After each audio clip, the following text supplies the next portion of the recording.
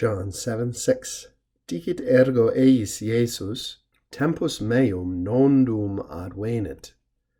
Tempus autem vestrum semper est paratum. Therefore, Jesus says to them, my time has not yet come. Your time, however, is always now.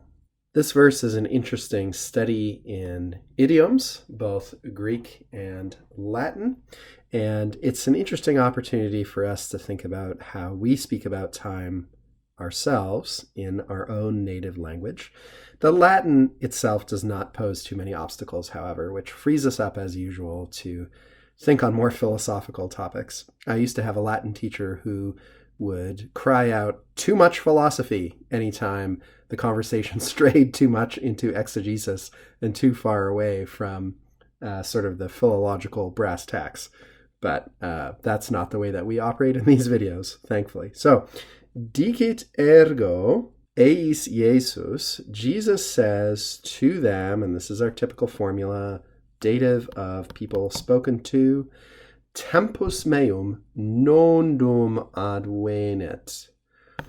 Advenio, as you might guess, is simply a compound of the preposition ad and the verb venio, venire. In the perfect tense, though, this E becomes long, and so the pronunciation has to change accordingly. Advenit instead of advenit, which would be the present tense.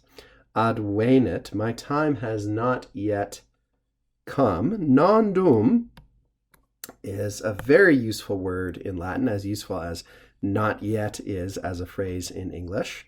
You can remember it sometimes by thinking of its opposite, jam.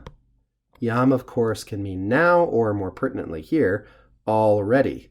So this is the condition of being not already, which is to say not yet, non dum. Tempus meum. Now we want to note that tempus here is doing an unusual amount of work in Latin, because the word kairos in Greek means much more than just the bare time at which something happens. It means, of course, the opportune or correct or ideal time.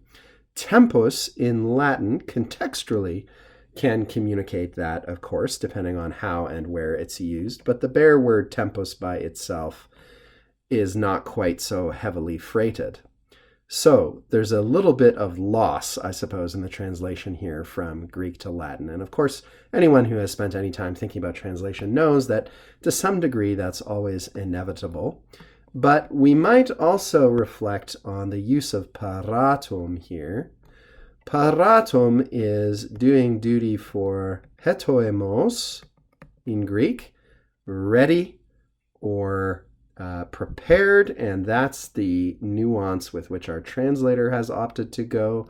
But really the sense in English is what we could express if we use the Latin word nunc.